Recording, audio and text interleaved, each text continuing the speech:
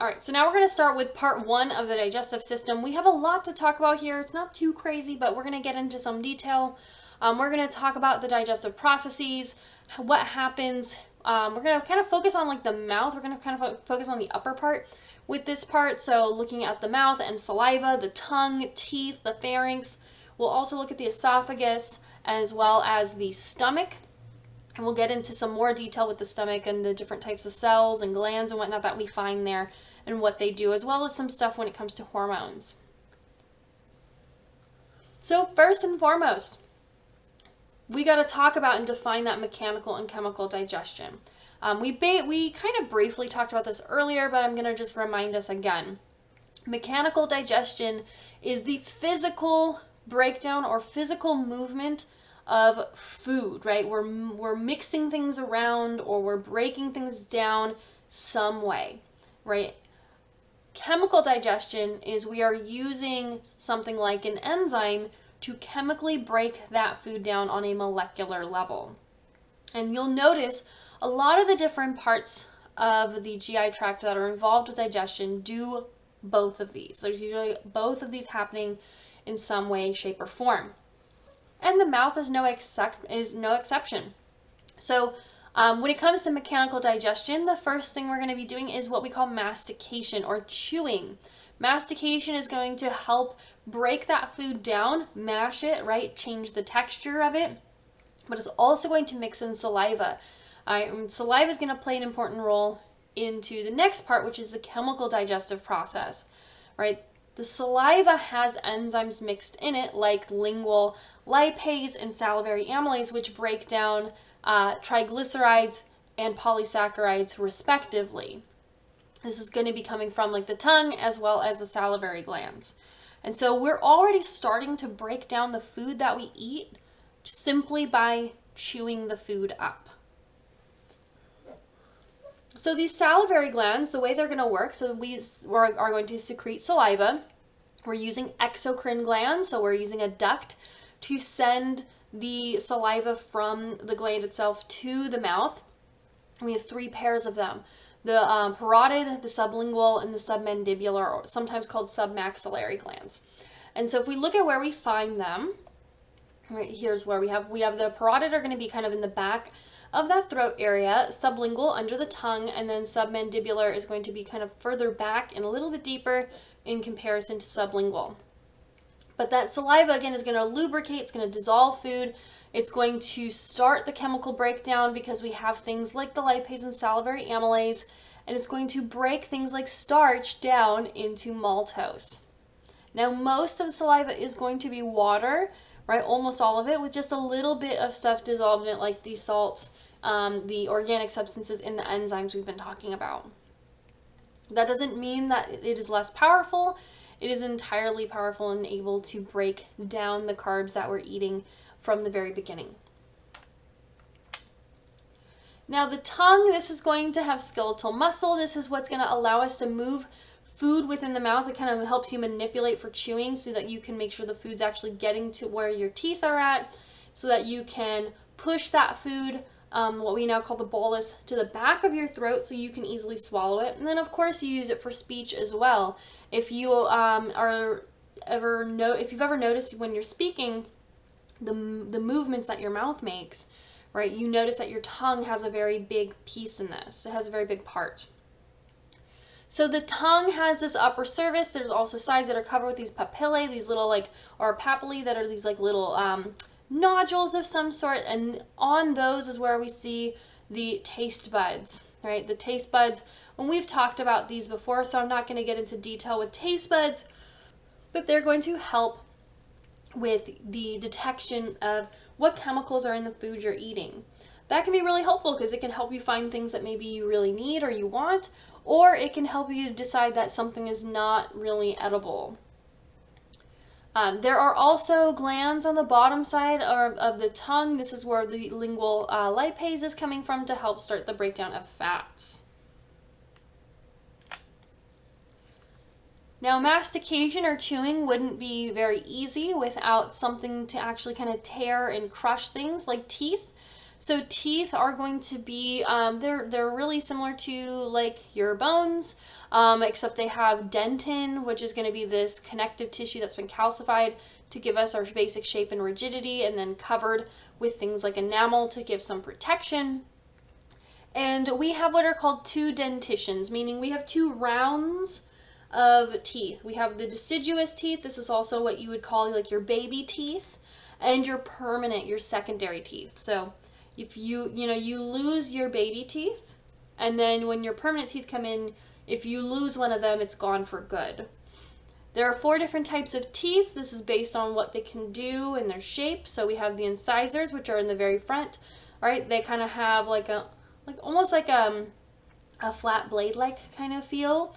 These are used to cut food. We have the cuspids, sometimes called the canines, which are to tear food. They're going to be your sharp ones right on the sides, and then the premolars or bicuspids are going to help grind, and then the molars are going to help grind a lot more.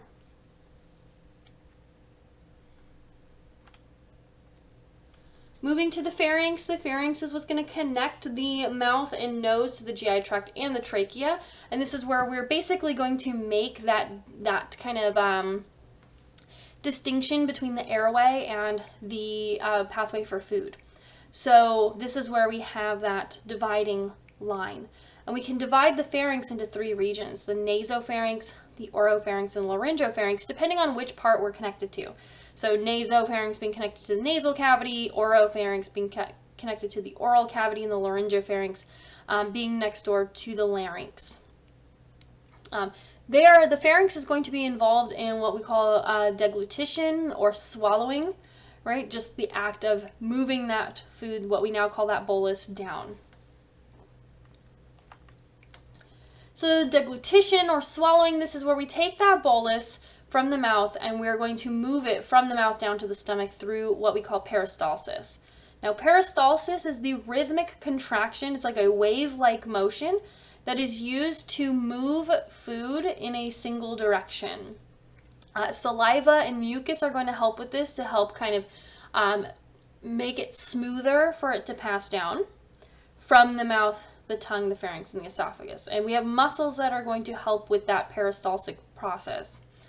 We also have receptors in the oropharynx that will stimulate what we call the deglutition center in the medulla, because we start the swallowing process voluntarily, right? We choose to swallow our food.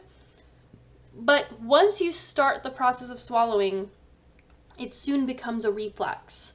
So we have voluntary and involuntary steps. We have the buccal stage, which is, you think about what's in your mouth in that first part of swallowing.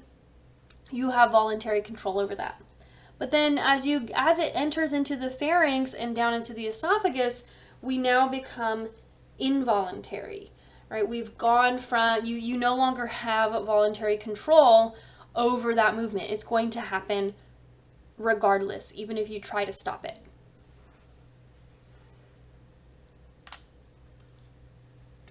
Right, so the buccal state, this is just swallowing. This is where you're using your tongue to push the food to the back of your mouth, right, back towards your throat.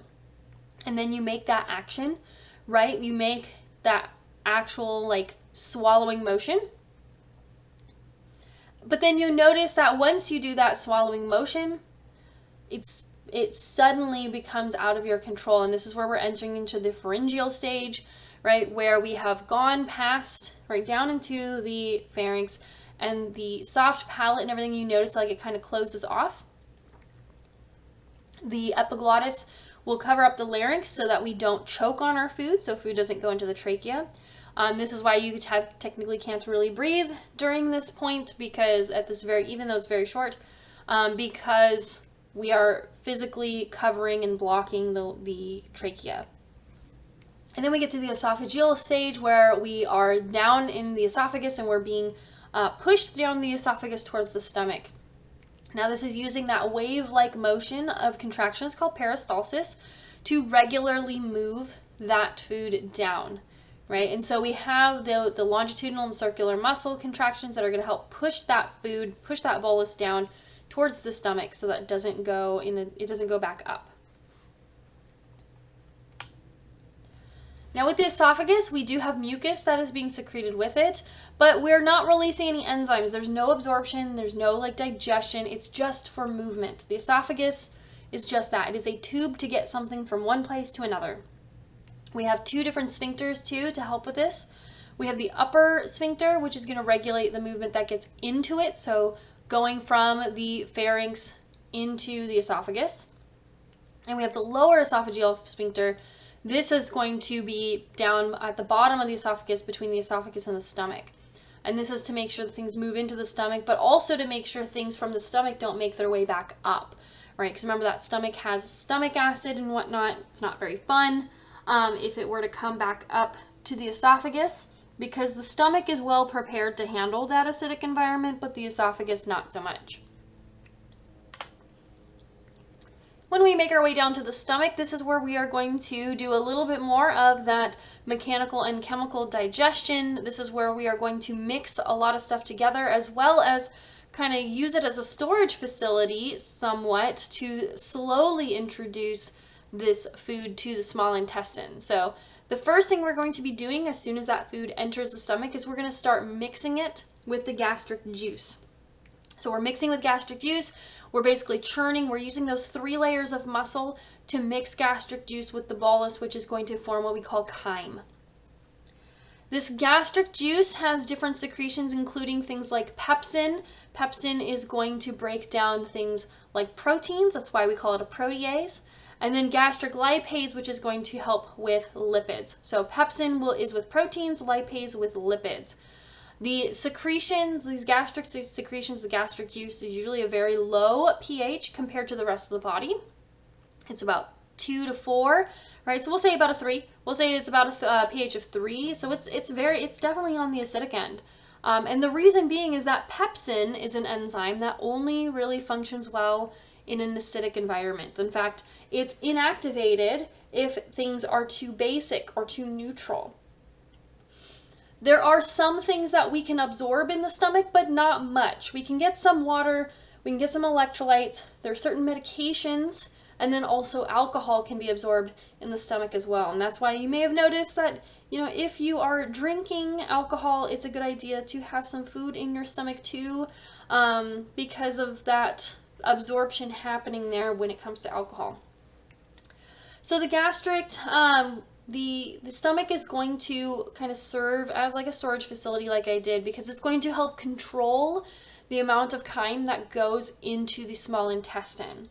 So we have some control, and this is going to be controlled with another sphincter called the pyloric sphincter, and that we will only allow so much of this chyme out of the stomach at a time, right? So it takes about 2 to 6 hours after eating to empty the entire stomach, right? So usually within that time frame of emptying the stomach. So it's very controlled. We can have things go from the stomach back up. This is called vomiting, where we are forcibly expelling, right, the contents of the stomach up through the mouth. This is also why vomiting can feel uncomfortable or taste sour. It's because of that gastric juice, which is acidic.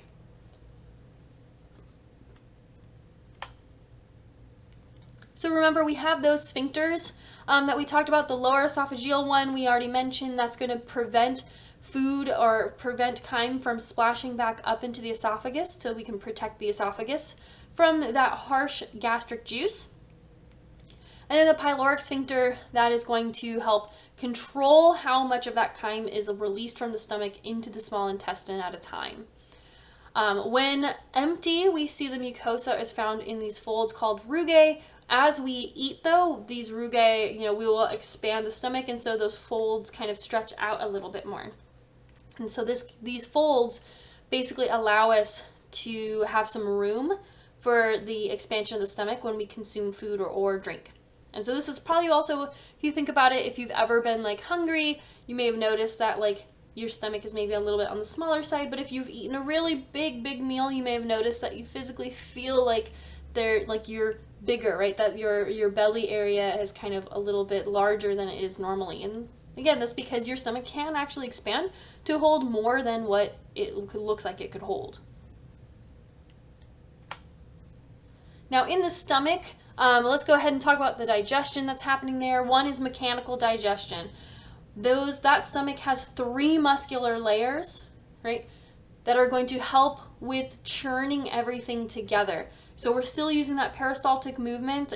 This time, instead of it being a wave-like pattern to move things down in a single direction, we're using it to churn things around. And then we're also going to experience chemical digestion through the pepsin and the gastric lipase. Pepsin is going to take a protein and break it down into smaller peptide fragments. So we're not breaking down into individual amino acids, right? We're breaking down, like, let's say we're a protein that has, we'll say, a chain of 100 amino acids. Maybe we're breaking it down into shorter chains of 5 or 6, right? So we're not breaking down to individual amino acids. We're going to have to keep breaking those down in the small intestine, but we're getting ourselves started. And then the gastric lipase, this is going to divide triglycerides into fatty acids and glycerol. This is much bigger when it comes to babies. We don't see it performing this function to the same degree in the adult.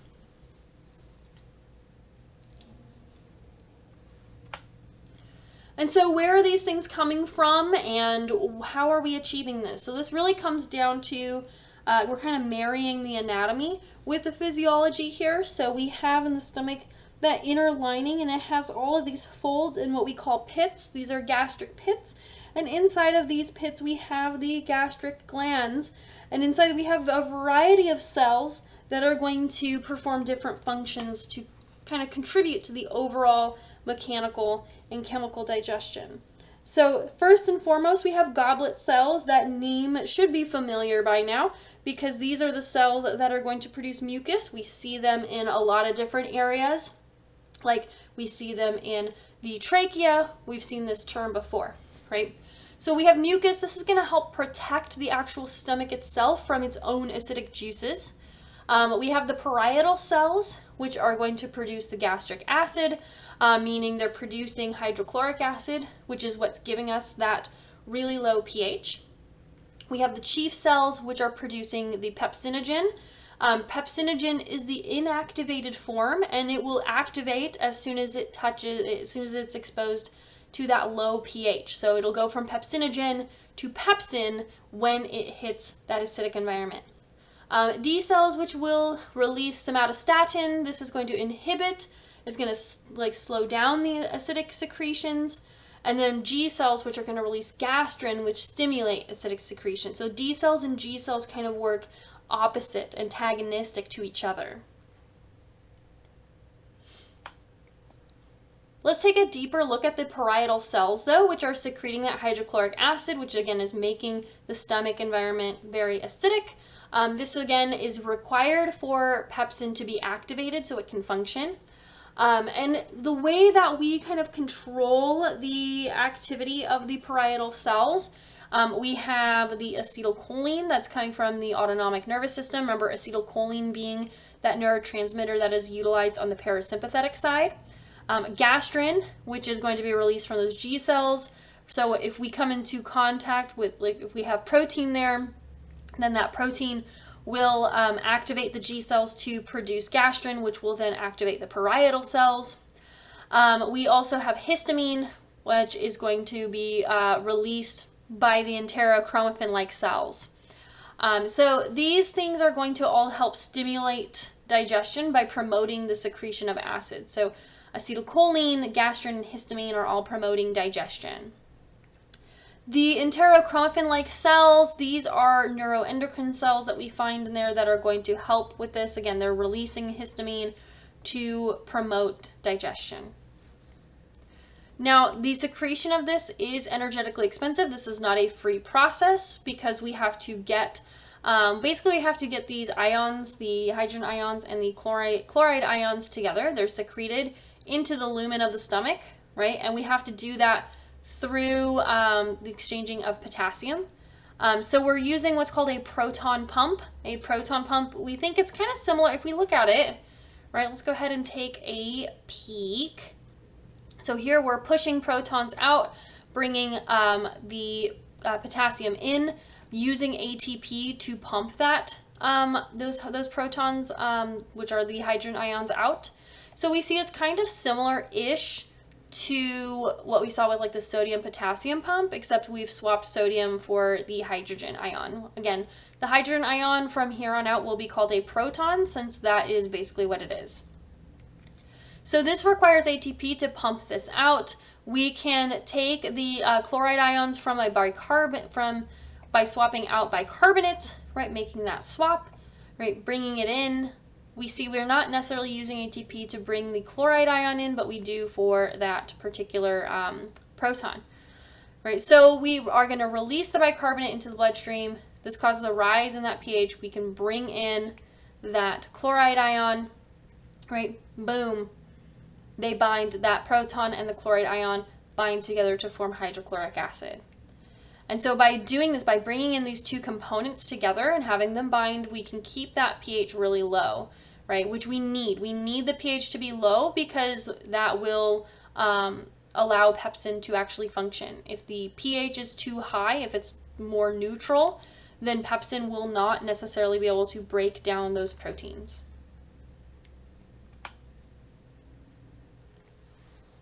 Now, what's going to turn these parietal cells down, right? What's going to inhibit the secretion of this hydrochloric acid? That's where somatostatin comes in. So this is released by the delta or the D cells, right, of the stomach. It's also coming from the duodenum and the pancreas. This is going to reduce acid secretion because when you're not eating, you don't necessarily need it. We saw that it costs ATP to make that. And if we're not actively eating and digesting, then there's no reason to have it sitting there. So this is going to reduce your acid secretion when you're not eating anything. It's also going to inhibit gastrin and histamines release. It's going to reduce the movement of your stomach. It's going to prevent insulin and glucagon as well when we look at the pancreas. So really, somatostatin, what it does is it really slows down and reduces the overall digestive function, like as a whole.